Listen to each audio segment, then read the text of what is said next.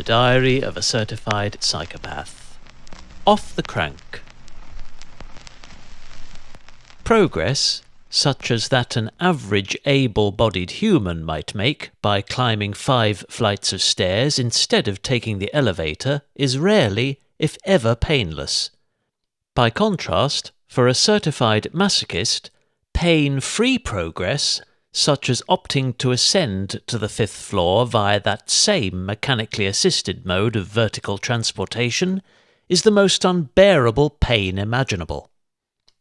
If King Sisyphus, a prominent figure in ancient Greek mythology, who was punished by the vengeful gods for his guile in evading both death and taxes on 2 occasions, had been as masochistic as any cyclist who embarks upon a moderately intense session of hill reps, then his eternal sentence to push a giant stone up the steepest slope that his divine authorities could locate using primitive sat-nav technology, then watch it roll back down to the base mere inches before reaching the summit,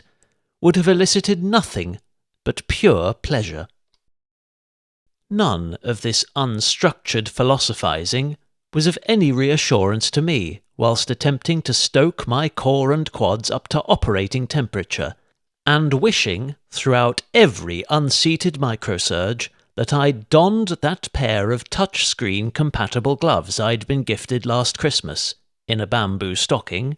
to avoid ambient discomfort from deceptively exaggerating my perceived rate of aerobic exertion. 1 shorthand's turn around the kitchen clock later, zone sub-zero from roughly half-distance onwards, with motivation levels to match this sudden drought of degrees, though my frozen spirits briefly thawed out during one distant draught behind a familial trio of on-piste trailblazers, who were making admirably efficient use of Middle Road's fragmented cycle paths between abrasively frigid browbeatings from our resident northerly fiend. Dense goose-down duvets drifting purposefully towards the coast were evidently more effective at trapping the cold than allowing a sequestered sun's distant rays to trickle through their closed-stitched seams.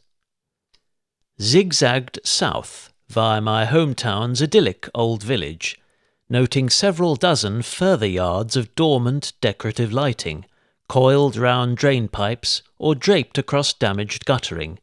poised to add festive flair to every vape store, beauty salon and barber shop that now form a liberal portion of Shoreham's eclectic business infrastructure.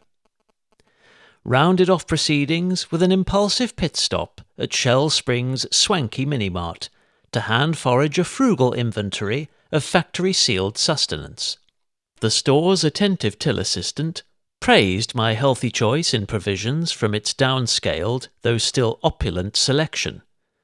The discounted flask of Sauvignon Blanc had evidently evaded her watchful eye when scanned alongside freshly bagged baby spinach, a large tinned assortment of lightly roasted nuts, and the only bunch of bananas that could be classified as perfectly ripe for packing.